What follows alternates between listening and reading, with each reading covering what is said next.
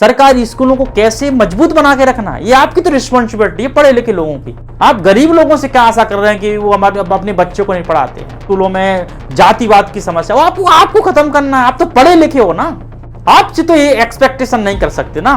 आप तो पढ़े लिखे हो ना, आप तो एग्जाम देकर आए हो ना। हाँ, ईमान कहाँ चला जाता है आपका? आपका जमीर तो शुद्ध होना चाहिए ना। आपका जमीर तो देश के प्रति और देश के संविधान के प्रति होना चाहिए, देश के संविधान निर्माता के प्रति होना चाहिए। क्या आपका जमीर किसी सामंत के प्रति होना चाहिए? क्या विधायक के प्रति होनी चाहिए? क्या आप तो जी जान लगाइए सरकारी स्कूलों को सुधारने में, उनका जीवन विस्तार करने में, उनको बेहतर बनाने में।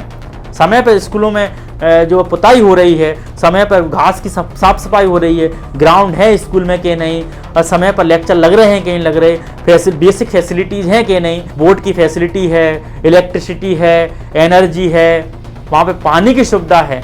बच्चियाँ जो परेशान होती हैं जो है वॉशरूम के लिए, टॉयलेट के लिए, क्या वो फैसिलिटी है? टॉयलेट में गेट नहीं है। क्या 250 रुपये, 500, 600 रुपये का गेट नहीं लग सकता स्कूल में?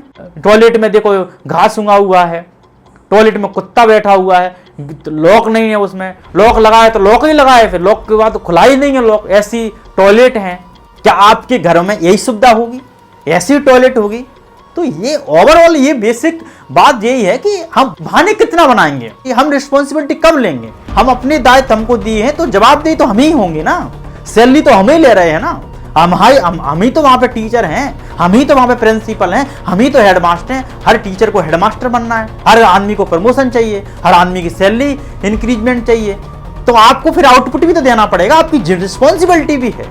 अधिकारी आप बन गए उस क्षेत्र के, आप अधिकारी बन के क्या किया? अधिकारी बन के आप उस क्षेत्र को सुधारिए, आप निरीक्षण कीजिए, आप अपने अधिकारियों को भेजिए। आप नहीं जा सकते, आप छोटे छोटे अधिकारियों को भेजिए, बाकायदा निरीक्षण कीजिए। सरकारी स्कूलों की स्थिति बेकार होना मतलब यह है कि बहुत बड़ी आबादी को शिक्षा के अधिकार से वंचित करना, और साथ ही शिक्षा के अधिकार से वंचित नहीं होते हैं वो लोग, वो हजारों साल तक गुलामी में जीते हैं। जब शिक्षा नहीं मिलती है ना तो बहुत सारी सुविधाओं से, हजारों नौकरियों से वंचित हो जाते हैं। वही गुलामी, वही जो है दास जिंदगी जीते हैं, वो फिर मजदूरी करते हैं। ये सबकी रिस्पॉन्सिबिलिटी है, ये संवैधानिक जिम्मेदारी हम सब लोगों की, टीचरों की, सरकार की, सिस्टम की, बच्चों की। जाना से जाना आप अपने माता पिता से कहिए, कितनी भी पढ़ाई नहीं हो हम सरकारी स्कूलों पढ़ेंगे, अपने बच्चों को सरकारी स्कूलों पढ़ाइए। ऐसा ट्रेंड, ऐसा परसेप्शन डेवलप कर दिया कि कोई माता पिता और कोई बच्चा जो पढ़ना ही नहीं चाहता सरकारी स्कूलों में, और पढ़ना भी चाहता है तो फिर कोचिंग सिस्टम आ जाता है। जब कोचिंग सिस्टम आ गया तो प्राइवेट वाले भी तो कोचिंग कर रहे हैं, तो फिर कोचिंग सिस्टम आना मतलब भारतीय शिक्षा का व्यवस्था फेलियर है।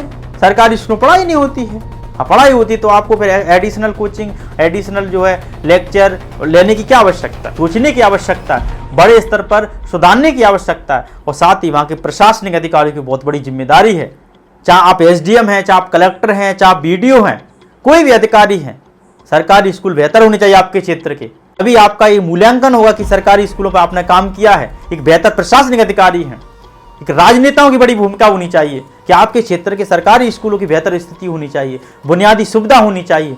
टीचरों की बड़ी रिस्पॉन्सिबिलिटी है। बड़े बड़े पद तो आपने ले लिए, क्या आप लाइब्रेरियन बन गए? समय पर लाइब्रेरी खुल रही है, लाइब्रेरी में किताब हैं, बच्चों को एक्सेस हो रही हैं। बहाने मत बताइए, बहाने तो हजारों व्यक्ति जिसका जमीर मर चुका हो ना उसके लिए हजारों बहाने बना सकता है। जिसका ईमान बिक चुका हो, जो अपने सिद्धांतों से समझौता कर चुका हो ना, अपनी जिम्मेदारी समझौता कर चुका, उसके लिए हजारों बहाने बना सकता है कि मैं इस काम में बिजी हूं, मैं गैर शैक्षणिक काम मुझे जाना दे दी गए हैं। और ये माता पिता की बड़ी जिम्मेदारी है। आपका भी तो एक संवैधानिक दायित्व है। हमारे मूल कर्तव्य में लिखा है, आर्टिकल 51A में लिखा है, भारतीय संविधान के 4 में लिखा है कि माता पिता या संरक्षक की एक जिम्मेदारी है कि अपने बच्चों को निःशुल्क और अनिवार्य शिक्षा जो मिल रही है प्राइमरी स्कूल में, मिडिल स्कूल में, वो स्कूल तक बच्चे को पहुंचाना है। उसकी शिक्षा के अवसर का आपको सहायता करनी है। समाज में आप ऐसा परसेप्शन डेवलप किया, उस परसेप्शन को तोड़ना है और सरकारी स्कूलों को बेहतर इमारत बना के रखना है। और हमें फिर अवसर मिलेंगे। सरकारी स्कूल में पढ़ा हुआ व्यक्ति वो देश के बारे में सोचता है, देश के भविष्य के बारे में सोचता है। वो कर्ज लेकर जाता है कि मैं पब्लिक प्रॉपर्टी में पढ़ा हूं, मैं सरकार के कर्ज, सरकार टैक्स पेयर के पैसे से पढ़ा हूं। तो शिक्षकों को भी ये सोचना चाहिए, आपको सरकार से इनकम मिल रही है, वो आम लोगों के टैक्स पेयर के पैसे से ही आपको इनकम मिल रही है। कोई राजनेता, कोई राजनीतिक दल जो है आपको, जिसके बारे में आप चर्चा करते हो, वो आपको इनकम सैलरी नहीं दे रहा है। ये टैक्स पेयर के पैसे से आपको सैलरी मिलती है। मैं ये नहीं बोल रहा हूँ कि सभी शिक्षक ऐसे हैं, सभी शिक्षक कुछ नहीं करते हैं और सभी सरकारी स्कूल बेकार हैं, सभी सरकारी स्कूलों का बेड़ा गर्क हो रहा है। लेकिन ये बेड़ा गर्क हो रहा है सरकारी स्कूलों की, ये समाज में परसेप्शन डेवलप है कि सरकारी स्कूलों में बच्चे एडमिशन नहीं ले रहे हैं, सरकारी स्कूलों में एडमिशन कटवा रहे हैं, पढ़ते हैं तो प्राइवेट स्कूलों में अपने बच्चों को पढ़ा रहे हैं। तो ये सोचने की आवश्यकता है, इस पे सब मिलजुल कर काम करने की आवश्यकता है। सामाजिक दलालों को जेलों में पहुंचाने की आवश्यकता है, जो सरकारी स्कूलों को बदनाम कर रहे हैं, जो अपना पैसे के लिए काम कर रहे हैं, पूंजी के लिए काम कर रहे हैं, उन लोगों से हमें सतर्क रहना है। और हमें सरकारी स्कूलों पर गर्व होना चाहिए। हमारे स्कूल हैं, सरकारी स्कूल हैं, सबके लिए समान है। कोई भी इंसान जाइए, एक चोट पर उसका ड्रेस नहीं है वो भी पढ़ सकता है, बैग नहीं है वो भी पढ़ सकता है, टेबल कुर्सी नहीं है वो भी पढ़ सकते हैं। ये सरकारी स्कूल हैं। आपकी समय पे फीस नहीं भरी आपने तब भी आप पढ़ सकते। सरकारी स्कूलों में फीस नहीं लगती है तब भी अपने बच्चों को नहीं पढ़ा रहे। टीचरों ने ये सिस्टम ऐसे डेवलप कर दिया कि बच्चे और माता पिता को जो ट्यूटर लेना पड़ रहा है उनको। और वही प्राइवेट स्कूल में हर चीज़ का पैसा दे रहे हो, 4 जोड़ी जूते, किताबों के पैसे, बैग के पैसे, फीस, समय पे फीस नहीं आई भगा देंगे। क्या सरकारी स्कूल में भगा देते हैं?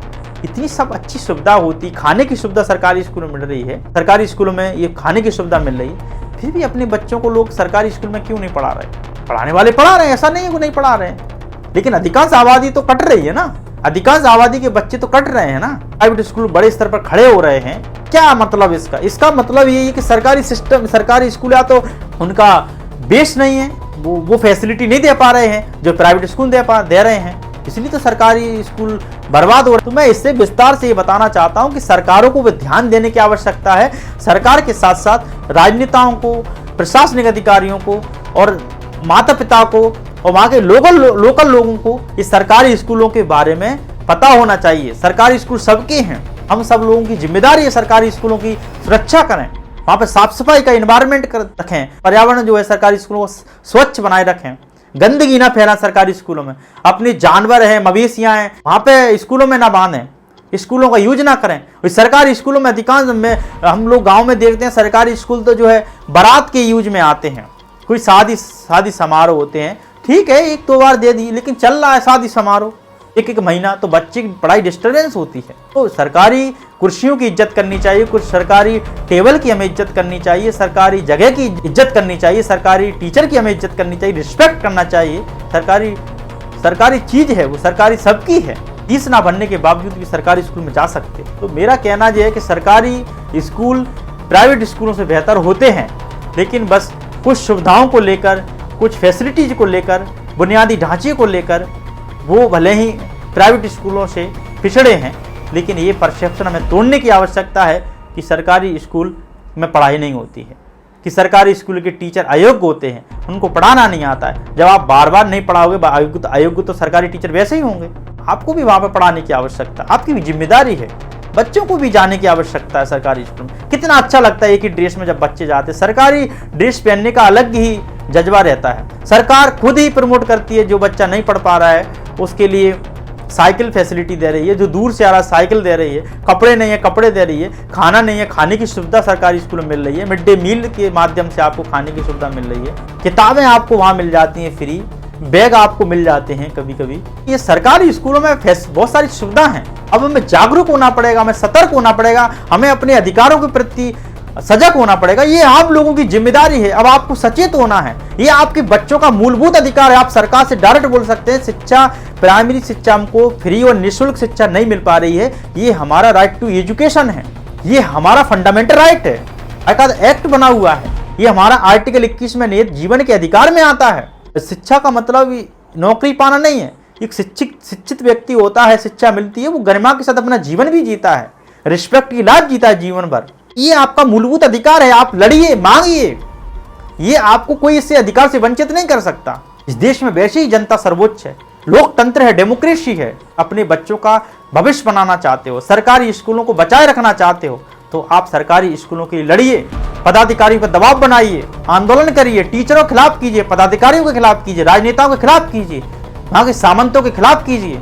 लेकिन आपको सरकारी स्कूलों को बचाने के लिए समाज के लोगों को, सब लोगों से अपनी पहचानों भूल जाइए, कौन सी जाति के, कौन से धर्म के हैं, कौन से मूल वंश के हैं, कौन से क्षेत्र के हैं। क्योंकि जब सरकारी स्कूल में सबके बच्चे पढ़ते हैं, सरकारी स्कूल सबके होते हैं, ये सब पहचानों को भूलकर आपको अमुक रूप से एकता के साथ आपको लड़ने की आवश्यकता है। सरकारी स्कूलों को बचाने की आवश्यकता है। अब सरकारी स्कूलों में संख्या अपने बच्चों को भेजिए। जय हिंद।